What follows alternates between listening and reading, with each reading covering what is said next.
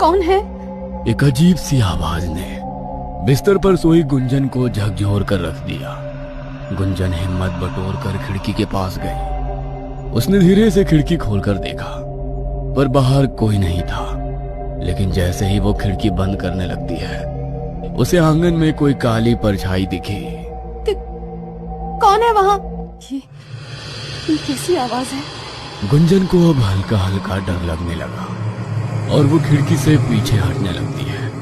लेकिन तभी उसे ऐसा लगा कि कोई उसकी पीठ के पीछे खड़ा है। उसने तुरंत पलटकर देखा, पर वहां कोई नहीं था। माँ, माँ, माँ! गुंजन की चीखें सुनकर सारे घर वाले जाग गए और सब गुंजन के कमरे की तरफ भागे। क्या हुआ गुंजन? तू ऐसे क्यों चीख रही है? सब ठीक तो है ना? माँ, वहां कोई था। उसने मुझे देखा और रोने की आवाज, वो रोने की आवाज, वो क्या? ये क्या कह रही है तू? रुक, मुझे देखने दे। निर्मला ने गुंजन के कमरे की अच्छी तरह से छानबीन की। उसने खिड़की खोलकर बाहर देखा तो बाहर भी कोई नहीं था। कोई तो नहीं है रे, तुझे कुछ वहम हुआ है। और मैंने तुझे कितनी बार समझाया है कि रात में खिड़की बंद रखा कर, पर तू है कि सुनती ही नहीं है। नहीं माँ, मैं कह रही हूँ कोई था यहाँ। आप मेरा यकीन करो। गुंजन को इस कदर परेशान देखकर अब निर्मला को भी कुछ अजीब लग रहा था। उसने गुंजन के सर पर हाथ फेरते हुए कहा, देख गुंजन, तेरा 5वां महीना चल रहा है और प्रेगनेंसी के वक्त ऐसे वहम अक्सर होते हैं। तू डर मत। देख, हम सब यही हैं, सब ठीक है। तू सो जा। माँ, आप यहीं रुको। आप कहाँ जा रही हैं?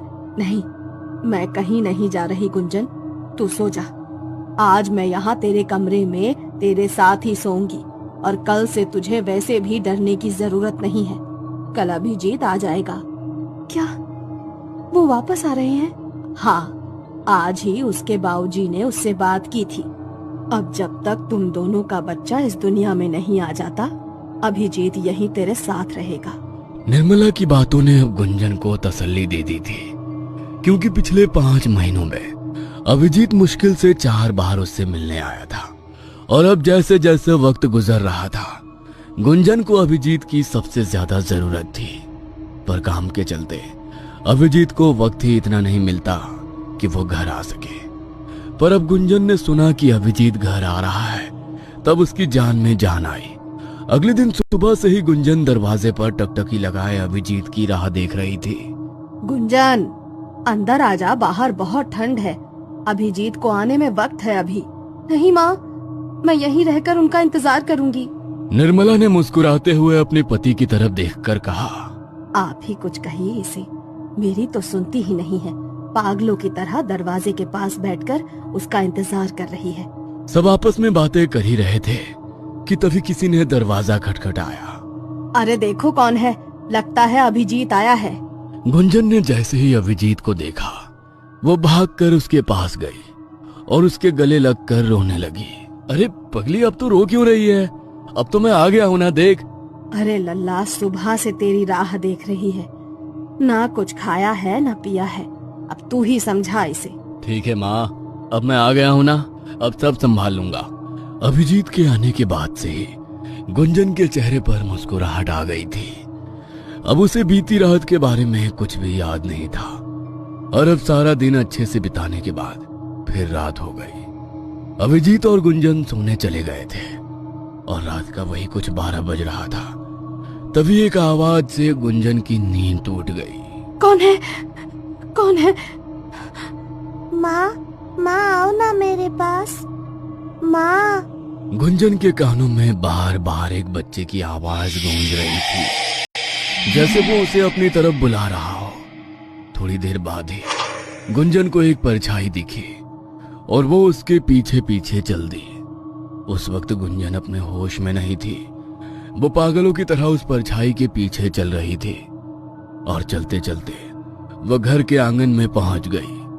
तभी उसका भ्रम टूटा और उसकी आंखों के सामने जो था उसे देखकर उसकी चीख निकल गई। बचाओ, बचाओ, ये लाल कदमों के निशान, ये खून। चीखते चीखते गुंजन वहीं आंगन में बेहोश होकर गिर गई। जब सारे घर वाले बाहर आए और उन्होंने इस तरह गुंजन को बेहोश पड़े देखा तो सब हैरान रह गए। गुंजन, उठो, क्या हुआ तुम्हें? उठो गुंजन। लल्ला, तू तो उसके साथ ही सोया था ना, फिर ये यहाँ कैसे? मुझे नहीं मालूम माँ, गुंजन बाहर कब आई? मैं तो सोया हुआ था। अब छोड़िए ये सब, पहले इसको अंदर ले चलते हैं। सब गुंजन को कमरे में लाकर उसे होश में लाने की कोशिश करने लगे। थोड़ी देर बाद जब गुंजन को होश आया तो फिर वो उन्हीं लाल कदमों के निशान के बारे में बात कर रही थी। वो लाल निशान, वो खून, वो बच्चा। क्या कह रही हो गुंजन? कौन सा बच्चा, कौन से कदमों के निशान? कुछ नहीं है यहाँ। और तुम इतनी रात गए आंगन में क्या करने गई थी? मैं वो बच्चा। कौन सा बच्चा गुंजन? अपने घर में कोई बच्चा नहीं है। मैं आप लोगों से कह रही हूँ ना, यहाँ एक बच्चा था और वो लाल कदमों के निशान, वो खून। रुकिए, आप सबको मुझ पर यकीन नहीं है ना? मैं अभी दिखाती हूँ। गुंजन भागी भागी आंगन की तरफ गई और जमीन की ओर इशारा करने लगी। ये देखो, यही थे वो निशान। गुंजन, कौन से निशान? यहाँ कोई निशान नहीं है। तुम्हें क्या हो गया है? क्यों ऐसी बहकी बहकी बातें कर रही हो? गुंजन ने देखा कि कोई उसकी बातों पर यकीन नहीं कर रहा है। वो चीख चीख के रोने लगी। आप सबको लग रहा है कि मैं झूठ बोल रही हूँ। माँ, आप तो मेरा यकीन करो, वो बच्चा यही था और वो निशान भी। बेटा, ऐसा नहीं है कि हम तुझ पर यकीन नहीं कर रहे, पर बेटा यकीन करने के लिए कुछ होना तो चाहिए। तो खुद देख, यहाँ कोई निशान नहीं है, कोई बच्चा नहीं है। मेरी बात मान, तुझे आराम की जरूरत है। आजा, सो जा चलकर। नहीं, मुझे कहीं नहीं जाना। जब तक आप लोग मेरी बात नहीं मान लेते, मुझे कहीं नहीं जाना। ये क्या पागलपन है गुंजन? बच्चों जैसी जिद मत करो और चलो यहाँ से। सब गुंजन को अंदर ले जाने की कोशिश कर ही रहे थे, तभी अचानक उसके पेट में तेज दर्द होने लगा। 5 महीने की प्रेग्नेंट गुंजन का पेट अब अच्छा खासा फूल गया था और समझ में भी आने लगा था। अचानक गुंजन को महसूस होने लगा जैसे उसके पेट में कोई हलचल हो रही हो।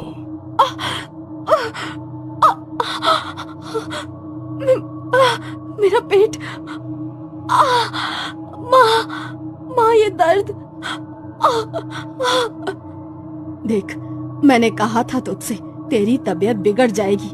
अब बात मान ले गुंजन, अंदर चल और आराम कर। चल। निर्मला और अभिजीत जैसे तैसे गुंजन को कमरे में लाए, उसे दवाई दी और थोड़ी देर में ही गुंजन सो गई। अभिजीत बाहर आया और निर्मला से सवाल करने लगा, कब से हो रहा है ये सब? क्या बताऊं लल्ला, यही कुछ 15 दिन पहले से ही बहू ऐसी अजीब सी हरकतें कर रही है। कभी आधी रात में उठकर कहती है कोई है, कोई बच्चा है, कोई बुला रहा है, तो कभी नींद में चलते चलते छत तक चली जाती है। आपने डॉक्टर से बात की? नहीं लल्ला, 4 महीने के बाद ऐसा सब होता है गर्भवती औरतों के साथ। हमें लगा 1-2 दिन के बाद सब सही हो जाएगा, पर अब जब पानी सर के ऊपर जाने लगा तो तेरे बाबूजी ने तुझे बुलाया। आप लोग ये बात मुझे अब बता रहे हैं? ठीक है, अब जो हो गया सो हो गया, पर कल सबसे पहले हम गुंजन को डॉक्टर के पास लेकर जाएंगे। अभिजीत ने ठान लिया था कि अब वो गुंजन के साथ जो भी हो रहा है उसे ठीक करके रहेगा। उसे लग रहा था डॉक्टर के पास जाने से सब ठीक हो जाएगा, पर वो ये नहीं जानता था कि ये दलदल है। और अब सिर्फ गुंजन ही नहीं बल्कि भीलवाड़ा की हर गर्भवती औरत इस दलदल में फंस चुकी थी। कौन सा तूफान कब भीलवाड़ा पर आने वाला था, ये तो वक्त ही बताएगा। रात के हंगामे के बाद अब सुबह सब ठीक था, सब चैन की नींद में थे। तभी एक आवाज ने हर किसी की धड़कनें रोक दी। माँ, बाबूजी, अभी आओ, जल्दी आओ। ये सब देखो, ये क्या हुआ? जल्दी आओ सब, मेरा बच्चा। सब दौड़ते हुए गुंजन के कमरे में गए और उन्होंने वहां जो देखा उसे देखने के बाद सबकी आंखें फटी की फटी रह गईं। गुंजन, ये तेरे पेट को क्या हुआ? कल तक तो ये फूला हुआ था। माँ मुझे कुछ समझ नहीं आ रहा। ये सब क्या है? मेरा बच्चा। माँ मैंने कहा था आप लोगों से कुछ तो ठीक नहीं हो रहा है, पर आपने मेरी बात नहीं मानी। अब देखिए ये सब क्या हो गया। गुंजन, तुम घबराओ मत, हम अभी डॉक्टर के पास जाएंगे। तुम देखना सब ठीक होगा, हमारे बच्चे को कुछ नहीं होगा। तुम आओ, चलो मेरे साथ। निर्मला गुंजन की हालत देखकर अपना सर पकड़कर जमीन पर बैठ गई, क्योंकि जो कुछ भी हो रहा था वो कोई साधारण बात नहीं थी, या यूं कहें कि नामुमकिन है। कल तक जो गुंजन 5 महीने की प्रेग्नेंट थी, उसके पेट में उसका बच्चा था, उसका पेट फूला हुआ था। आज अचानक उसका पेट बिल्कुल नॉर्मल हो गया। भला रातों रात ऐसा कैसे हो सकता है? देखिए, आप अपनी बीवी से कहिए कि ये रोना बंद करके मुझे बताए कि आखिर हुआ क्या है। गुंजन, शांत हो जाओ। देखो, अब हम डॉक्टर के पास आ गए हैं, सब ठीक हो जाएगा। डॉक्टर, क्या बताऊं अब? कल तक मेरे पेट में एक बच्चा था, मैं माँ बनने वाली थी, और आज देखिए मेरा पेट ये बिल्कुल नॉर्मल हो गया है। मुझे ऐसा लग रहा है जैसे अब मेरे अंदर कुछ नहीं है। आपका दिमाग खराब हो गया है क्या? कैसी पागलों जैसी बातें कर रही हैं आप? और आप इनके पति है ना? आप तो पढ़े लिखे हैं, आप कैसे इनकी ऐसी बातों में इनका सपोर्ट कर सकते हैं? ये हॉस्पिटल है, गांव की दाई खाना का घर नहीं, जहां ऐसी बकवास बातें हो। डॉक्टर, मेरा हाल भी कुछ ऐसा ही होता अगर मैंने सब अपनी आंखों से ना देखा होता तो। अभिजीत ने गुंजन की सारी रिपोर्ट्स डॉक्टर के सामने रख दी, और जिन्हें देखने के बाद डॉक्टर के मुंह से बस एक ही बात निकली, ये नामुमकिन है। नहीं, ये नहीं हो सकता। देखा, मैंने आपसे कहा था ना, मैं झूठ नहीं बोल रही थी, पर किसी ने मेरा यकीन नहीं किया। गुंजन का रो रो कर बुरा हाल था। उसने डॉक्टर का हाथ पकड़कर कहा, अब आप ही कुछ कर सकती हैं, आप ही मेरी मदद कर सकती हैं। देखकर बताइए ना, मेरा बच्चा ठीक तो है ना? उसे कुछ हुआ तो नहीं है? डॉक्टर को कुछ समझ में नहीं आ रहा था कि वो गुंजन से क्या कहे। उन्होंने अपने पूरे करियर में ऐसा कोई केस ना तो कभी देखा था और ना ही सुना था, पर फिर भी उन्होंने अपनी और गुंजन की तसल्ली के लिए उसके लिए कुछ टेस्ट करना सही समझा। डॉक्टर ने अभिजीत की तरफ देखा और कहा, देखिए, हम अभी इनके कुछ टेस्ट करने जा रहे हैं, हो सकता है उससे कुछ पता चल सके। आपको जो करना है करिए, बस एक बार ये बता दीजिए, मेरा बच्चा और गुंजन तो बिल्कुल ठीक है ना? उन्हें तो कुछ नहीं हुआ है ना? डॉक्टर ने गुंजन का अल्ट्रासाउंड किया, और उसकी रिपोर्ट देखने के बाद उनकी ये समझ में नहीं आ रहा था कि वो अभिजीत और गुंजन को क्या जवाब दे। और तब तक निर्मला और अभिजीत के बाबूजी भी हॉस्पिटल आ गए थे। क्या हुआ लल्ला? डॉक्टर क्या बोली? सब ठीक तो है ना? माँ, वो अभी कुछ टेस्ट करने के लिए गुंजन को अंदर लेकर गए हैं, उसके बाद ही कुछ मालूम चलेगा। मुझे तो लग रहा है ये कहीं कोई प्रेत पिशाच का चक्कर तो नहीं। हमें बहू को किसी भगत के पास ले जाना चाहिए। माँ प्लीज, अब आप मत शुरू हो जाइए। कैसी बेवकूफी भरी बातें कर रही हैं आप? बाबूजी, आप ही समझाइए ना इन्हें। भगवान के लिए अब तुम चुप हो जाओ, वैसे भी कम मुसीबत नहीं है। सब आपस में बातें कर ही रहे थे कि तभी डॉक्टर अंदर से गुंजन को साथ लेकर आया। डॉक्टर को देखते ही वो तीनों उनकी तरफ चले गए। कुछ पता चला डॉक्टर? सब ठीक है ना? बताइए ना, बहू और उसका बच्चा ठीक तो है ना? देखिए, अब जो बात मैं आपसे कहने जा रहा हूँ उसे सुनने के लिए शायद आप में से कोई तैयार नहीं है, और ना ही मैं था, पर अब यही सच है। आखिर क्या बताने वाला था डॉक्टर? और ऐसा कैसे हुआ? कहाँ गया गुंजन के गर्भ का बच्चा? रातों रात उसका फूला हुआ पेट एकदम से नॉर्मल कैसे हो गया? और किसके थे वो लाल कदमों के निशान जो गुंजन को दिखते थे? क्या ये सब सच था या वाकई गुंजन दिमागी बीमार थी? जानने के लिए देखिए अगला एपिसोड।